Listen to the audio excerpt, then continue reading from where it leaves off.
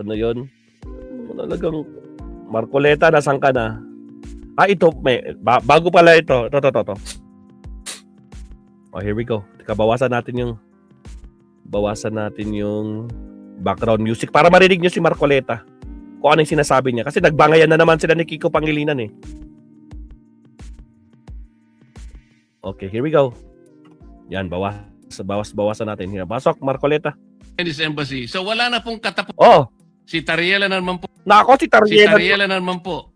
Sa tuwing ganito ang ginagawa natin, sagot ng sagot po ang Chinese Embassy. So wala na pong katapusan na pag-iringan at pasaringan na po. Bakit kasi hindi sila tumitigil?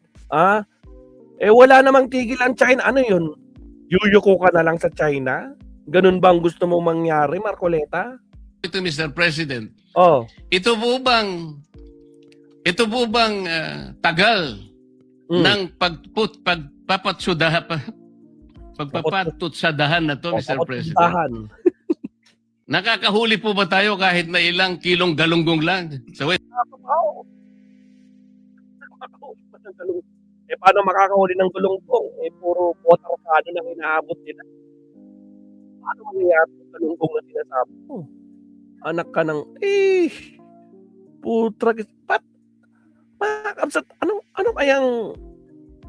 ano kaya ang meron kay Marcoleta, no? At hindi niya kayang ipaglaban, no? Yung mga galunggong na pwedeng makuha ng mga mangingisda. Ano bang meron dito kay Marcoleta, mga kakabsat? Tapos sasabihin niya dito, tingnan niyo, may sasabihin siya dito, may sasabihin siya, tingnan niyo. West Philippine Sea. Oh. Bumababa po ba ang presyo ng bilihin ng dahil sa patutsadahan na ito? Ito po ba yung makakatulong sa atin? Mm-hmm. Kagaya po ng pinost ko kanina, yung po bang nasusunog na gusali? Para mapatay mo yun, sasabuyan mo ba ng gasolina? O bobombahin mo ng tubig na malamig, Mr. President? Ito lamang po ang pinakapunto rito eh. Mr. President, wala po akong ginagawa. Wala daw siyang ginagawa. Wala daw siyang ginagawa, Sir Leonardo. Talaga lang? Wala ba talaga? Para depensahan ang China. Agoy! Wala daw siyang ginagawa para depensahan ang China. Unang-una, hindi ka nga pumirma. Di ba? Kayong mga nasa minority, pumirma ba kayo? Para tumindig sa bayan, tumindig sa Pilipinas. Sasabihin mo ngayon, wala kang ginagawa. Naririnig kaya ni Marcoleta yung sinasabi niya, mga kakabsat? Wala daw siyang ginagawa para protektahan ang China. Tama ba sabi niya? Sa nga. Malamig, Mr. President. Natin, ito lamang po ang pinakapunto rito eh. Anong punto mo? Mr. President, wala po akong ginagawa para depensahan ang China. Wala siyang ginagawa para depensahan ng China. Sinong naniniwala kay Marcoleta? Press 1 sa mga naniniwala kay Marcoleta. Press 1 sa mga naniniwala. Press 2 sa hindi. Press 2 sa hindi naniniwala dito kay Marcoleta. Wala daw siyang ginagawa para depensahan daw yung China. Really?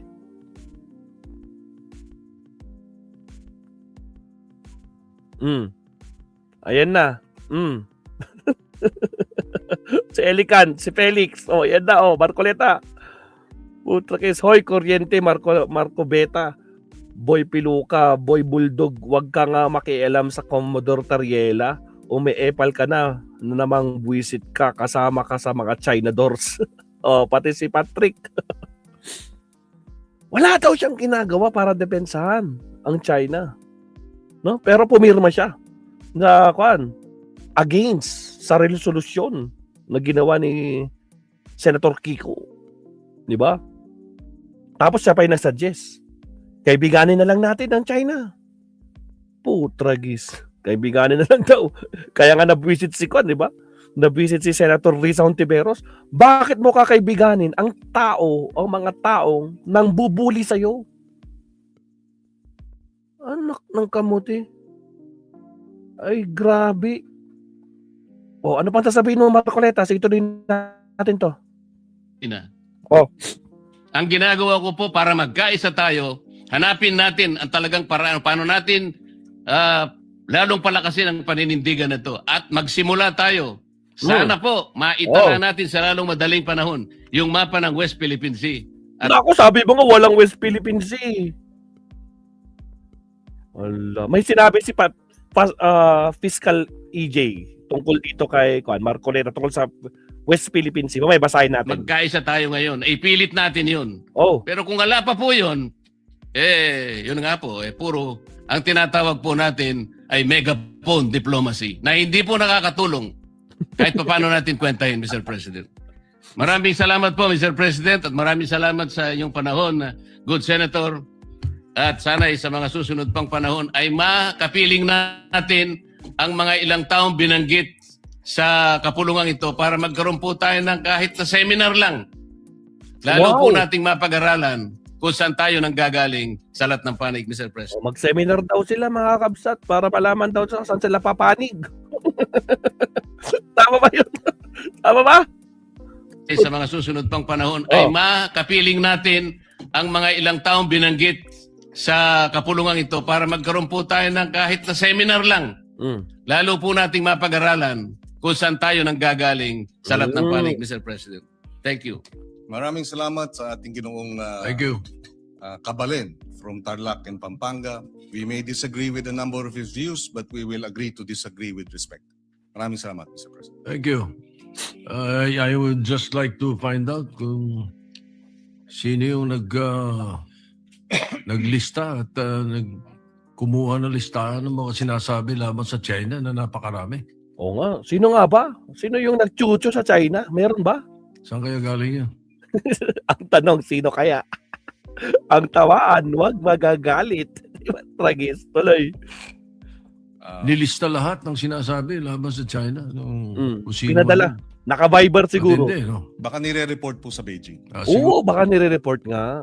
Baka naman. baka Chinese embassy siguro. Alright. Majority.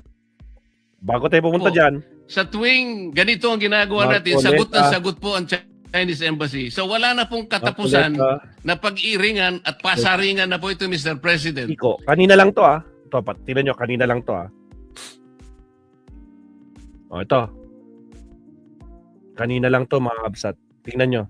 Mabilis Ang mapa lang po ang magbibigay ng coordinates. Malamang marahil hindi tayo nagkakaintindihan dahil Ito. Ang mapa lang po ang magbibigay ng coordinates. malamang marahil hindi tayo nagkakaintindihan dahil gaya ng nabanggit ko kahapon, kahit na magdebate tayo hanggang sabi ko nga Kingdom Come tungkol dito sa meets and bounds na ito. Hindi Kahit debate tayo ng Till Kingdom Come, no? pagbabago yung arbitral ruling na sinasabing mali ang China, hindi dapat nagtatayo ng mga illegal structures ang China sa ating exclusive economic zone. So bakit tayo bumabalik dito sa debate ng meets and bounds? Para sa ano? Para pahinain natin yung naging award natin sa International Tribunal? Para questionin natin na yung award natin ay kulang? Para bigyang duda na tayo nga ba'y nanalo? Hindi naman po siguro. Panalo tayo, binigay sa atin yan at hindi tayo mananalo kung hindi maliwanag ang ating mga karapatan at ang ating exclusive economic zone kahit na hindi pa na-determine ang meets and bounds. Dahil yon ang sinasabi ng UNCLOS. UNCLOS ang basihan ng ating pagkapanalo. Walang pinag-uusapang meets and bounds sa usapin po ng determination ng ating exclusive economic zone, Mr. President. Sana po kung maintindihan ng ating butihing senador, hindi tayo magkakaroon ng ganitong hindi Ang tanong, naintindihan kaya niya? Senator Kiko, ang tanong, naintindihan kay ni Marcoleta, no? May pa-meet and bounce pa siya. Sa UNCLOS pa talaga. Agoy. O isa pa nga po, tragis, sapol siya dito hindi pa na-determine ang meets and bounds. Dahil yon ang sinasabi ng UNCLOS. UNCLOS ang basihan ng ating pagkapanalo. Walang pinag-uusapang meets and bounds sa usapin po ng determination ng ating exclusive economic zone, Mr. President. Sana po kung maintindihan ng ating butihing senador, hindi tayo magkakaroon ng ganitong hindi pagkakaunawa. Kasi binanggit po ninyo kahapon yung Administrative Order 29 at saka yung Republic Act 12064. Ang sabi po ninyo, doon nakikita yung mga coordinates. Basahin po ninyo kung mayroong Hindi coordinates. po Wala natin po. sinabing doon po makikita ang coordinates. Ang sinabi po natin ay naka-define doon ang ating ang West Doon daw makikita ang coordinates. Sige, babalikan natin yan, Marcoleta. Yang sinasabi mo sa China. Sige. Philippines. Dinipay nga po, Mr. President, at pinag-uusapan, paano may itatala nga po sa mapa? Ayaw ba natin itala sa mapa, Mr. President? Yun lang po ang punto Binabanggit kasi natin at sa batas natin, ni-require po ang NAMRIA at ni-require din ng DFA na mag-submit ng mapa hanggang ngayon. 12 years na po nakararaan, ba't hindi po natin maitala? Napaka-importante po. Just for the information of the good senator, 2024 meron na pong mapa ang NAMRIA. So hindi totoong wala pang Ang sinasabi ko po, Mr. May mapa na, 2024 pa President, lang. hindi po sinasubmit sa mga kinaukulang dapat hindi po, ang sinabi ipag-submit. po ninyo wala pang mapa. Iba po yung hindi sinasubmit. Kahit na may mapa po, kung hindi Yun! Nako pa, ayaw magpatalo ni Marcoleta. Sabi niya, wala pang mapa. Ayan, nagpakita ng mapa si Kiko Pangilinan. Hindi pa sinasabit. Nako. sinasubmit, hindi rin po tayo magtatagumpay Pero sa ating panindigan na maitala natin po sa pandaigdigan talaan ng mga dagat. Ang West Philippine, hindi po ba importante sa inyo na maitala natin ang West Philippine Sea? Mr. Senator, President, with the indulgence of Senator Pangilinan, Senator Rizal de Venezuela, recognized. Salamat po, Mr. President. Nakapa-shout out. Boss, Cap Nino is in the house, mga kakabsat. I don't know kung saan ba ang panig niyan si Marcoleta. Ayun lang. Cap Nino. Ang problema, nakapaw, hindi daw siya pro-China. Hindi daw niya dinedepensa ng China. Naniniwala ka ba? Malamang ito si Cap Nino, madaming nakakausap to ng mga politiko talaga. Diba? Nakapaw.